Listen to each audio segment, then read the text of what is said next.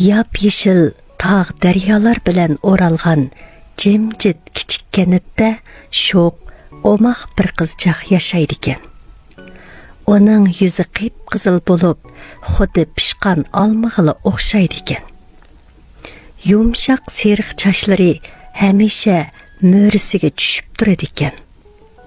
Kishining diqqatini eng tortadig'ini uning beshidagi nafs to'qilgan qip-qizil bo'k ekan.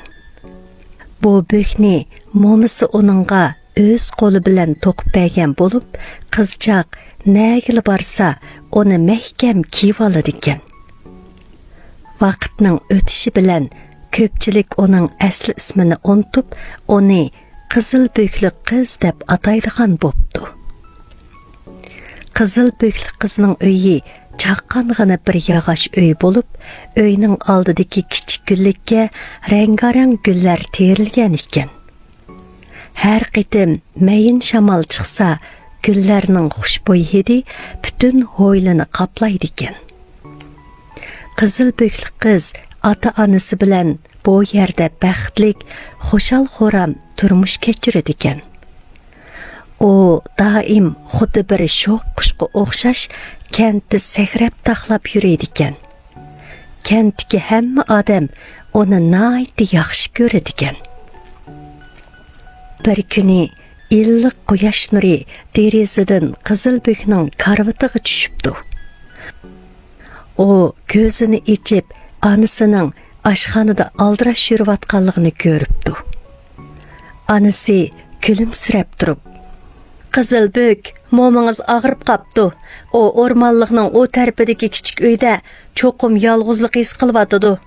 Siz menga yordamlashib, mo'mingizga ozroq pecheni pranik olib bering. Bularning hammasi mo'mingiz eng yaxshi ko'radigan narsalar," debdi. Onasi shundoq degach, tayyorlab qo'ygan pecheni praniklarni bambuk sevatga selib, uning ustini pokiz bir parcha oq raxt bilan yepib qo'yibdi. Kichik qizil bo'k mo'misini yo'qlab boradiganligini anglab, shu hamon ruhlanib ketibdi. U tezlikda kiyimlarini kiyib, yuz-ko'zlarini yuyib, amroq qizil bo'kini kiyib, opasining qo'lidagi sevatni qo'liga oldi-da, "Opa, xotirjam bo'ling. Men bu narsalarni mo'mamning uyiga sog'-salomat olib beraman," debdi. Onasi xotirjam bo'la olmay, "Yo'lda ehtiyot qiling, jo'mo. Boshqa yerlarga ketib qolmay, odul mo'mingizning uyiga bering. U yerga borganda adablik bo'ling, kapsizlik qilmang," deb tapilabdi. Kichik qizil bo'k ma'qul deb beshini langshitibdi. Ondan sakrab taxlab yo'lga chiqibdi. Kichik qizil bo'k kentdan chiqib, mo'misining uyiga boradigan cho'ng yo'lga tushibdi. Cho'ng yo'lning ikki tarafi ko'z yetkusiz dala bo'lib, oltin ranglik bug'doylar yenik shamolda to'lqin urib, xuddi bir parcha oltin ranglik dengizga o'xshab qapti. Yo'l bo'yidagi yova gullarning ba'zilari qizil, ba'zilari seriq, ba'zilari so'sin bo'lib, xuddi kichik parizotlarga o'xshash shamolda larzon usulga tushayotgandek ko'rinadi ekan.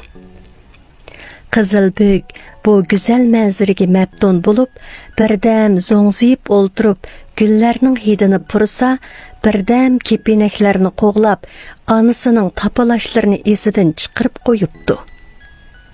U cho'ng yo'ldan ayrilib, yandagi sirliq o'rmonlikqa kirib ketibdi. O'rmonlikning havosi odatdan tashqari sap bo'lib, dal-daraq va o't cho'plarning xushburqi bilan qoplangan ekan. Quyosh nuri büyük baraqsan daraxt yupurmaqlardan o'tib, oltin ranglik nur dastalarini chechib turg'ashqa, o'rmonlikqa xuddi bir qavat oltin ranglik shoyi kiyim kiydirib qo'ygandek ko'rinadi ekan. Kichik qizil bo'k to'rt atrofga qiziqib qarabdi. Bu yerdagi hamma narsa uningga nisbatan shundoq yangi ham qiziqarli bilinibdi. U bir tiyinning daraxt shoxlari orasida u yoqdan bu yoqqa sakrab yurganini ko'rib, darhol uni qo'g'lab berib, uning bilan birga o'ynamoqchi bo'pti. Keyin chaqqonlik bilan o'rmonlar orasida mo'kidak o'tishib yurgashga, Qizilbek har qancha qilibmi uningga yetishalmabdi. U herib to'xtaganda o'zining allaburun nishondan adishib qolganligini bayqabdi. Dal shu chaqda bir cho'ng kulrang bo'ra chatqonlikdan chiqib ketdi. Bu ko'k bo'ra ham egiz, ham qovul, kulrang terisi ham maynat, qalayimqon bo'lib, bir jup yeshil ko'zlaridan mug'ambarlik nuri chaqnab turadi ekan. U Qizilbekni ko'rib, ko'nglida yomon niyat paydo bo'pti. Lekin muloyim qiyofatga kirib elib, kulimsirab turib, "Oma qizchoq, sen bu yerda yolg'iz nemish qilyapsan? Nega ketib borasan?" deb so'rabdi. Qizilbek ko'ngil, sodda bo'lg'ashqa ortiq o'ylamayla, "Men momamning uyiga onunğa pejeni pranik apırıp bəgili ketyapman. O ağrıb qaldı." debdi. "Moman qayerda turdi?" so'rabdi bo'ra. Kichik Qizilbek o'rmonlikning ishkirsini ko'rsatib turib, "O'rmonlikning yana bir tarafidagi kichik uyda turdi" debdi. Ko'k bo'ra ko'nglida bir razil planni o'ylabdi-da, hiyligarlik bilan, "Qara, bu o'rmonlikdagi gullar nima degan chiroyli ha? Yo'l bo'yidagi gullardan ko'p chiroyli emasmi? Sen ozroq uzib, momanga og'ash kessang, u cho'qim baxushal bo'lib ketadi" debdi.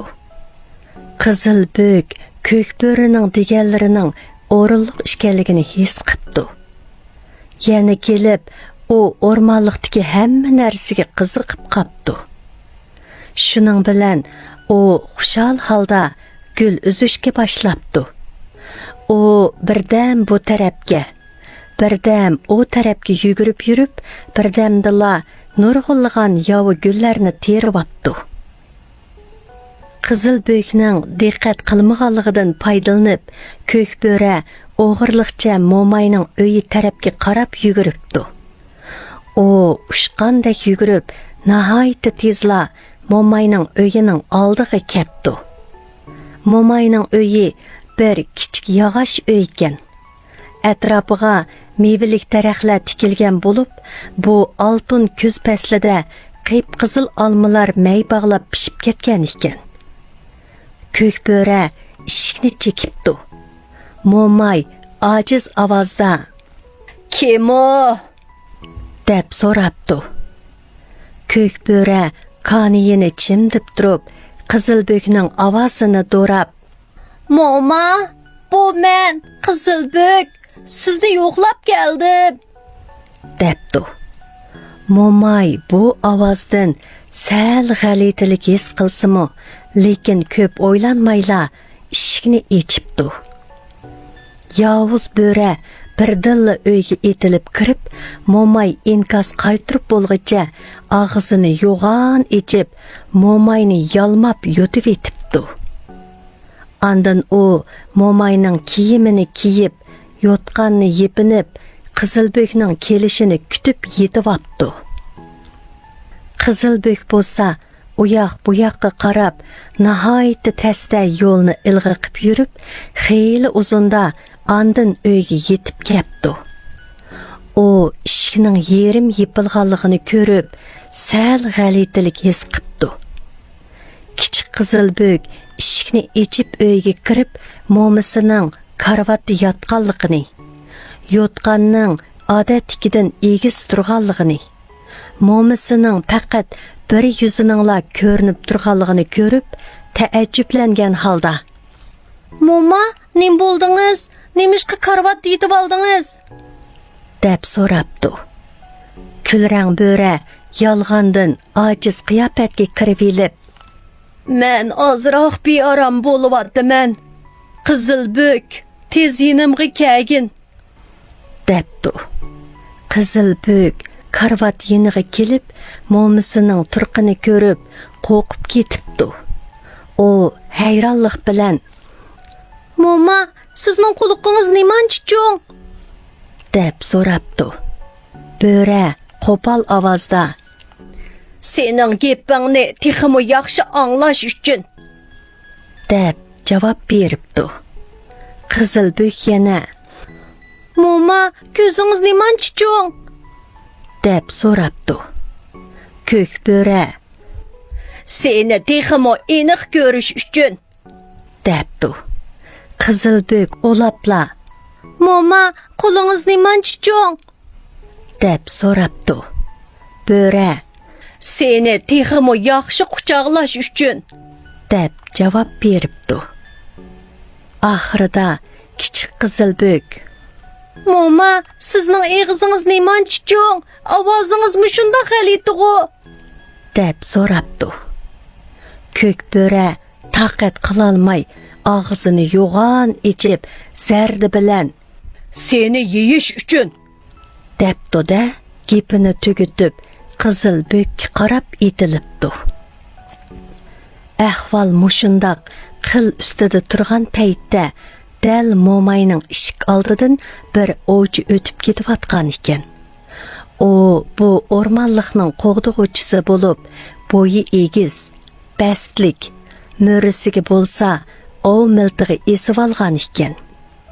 O uydan kichik Qizilbükning cherqirgan ovozini anglab, benormal his qilib, darhol uyga kiribdi.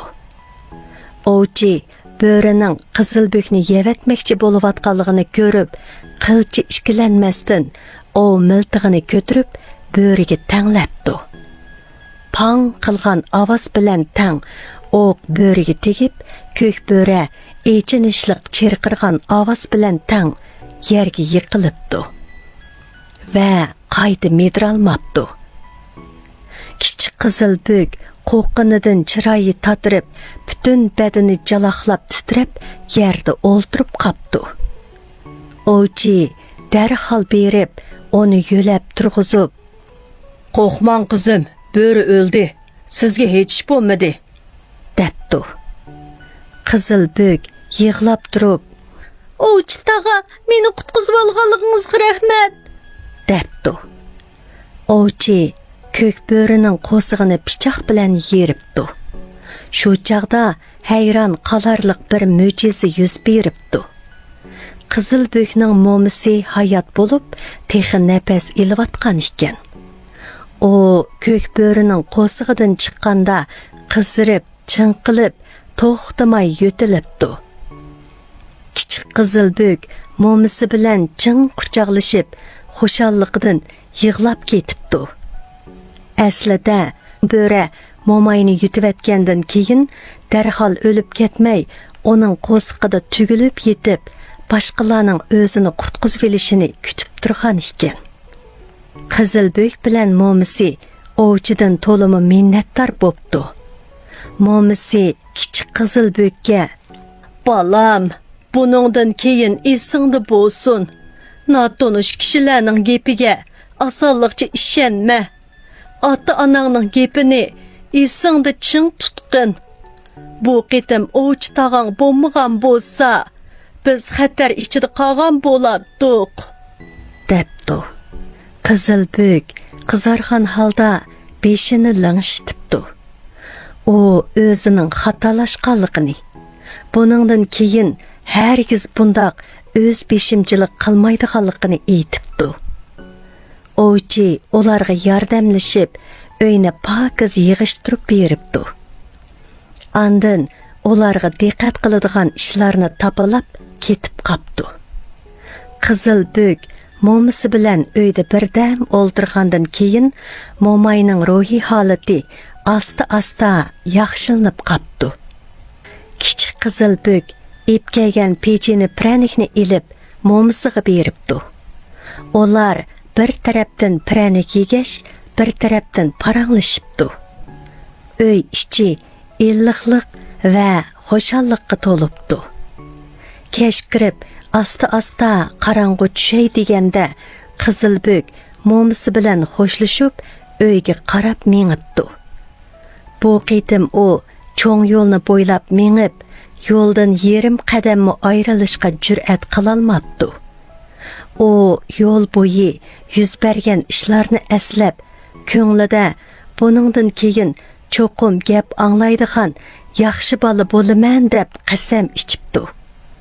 Kichik Qizilbök uyga qaytib kelganda ota-onasi uningdan ansirab o'ltirgan ekan.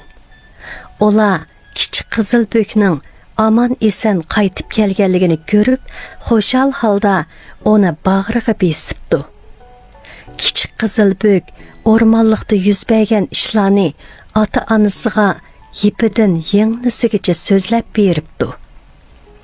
Ota-onasi buni anglab, dastlab qo'rqib, keyin xotirjamlikka cho'mibdi. Ular kichik Qizilbökka buningdan keyin mayli qandaq ish qilishidan qat'iy nazar ehtiyotchan bo'lishi, natonish kishilarning yog'limi so'zlaridan qaymoqib qolmasligi kerakligini aytibdi. Shuningdan keyin Qizilbök texmo ehtiyotchan bo'lib ketibdi. U doim momisini yo'qlab borganda cho'ng yo'lni bo'ylab odul nishonga qarab mangdi ekan. O'rmonliq garchi yanada sirliq ham go'zal bo'lsa-mu, lekin kichik Qizilbök endi osonlikcha uningga kirmaydi ekan. Chunki u xatarning noma'lum bo'ling'i yoshiringan bo'lishi mumkinligini allburun cho'nqur his qilgan ekan.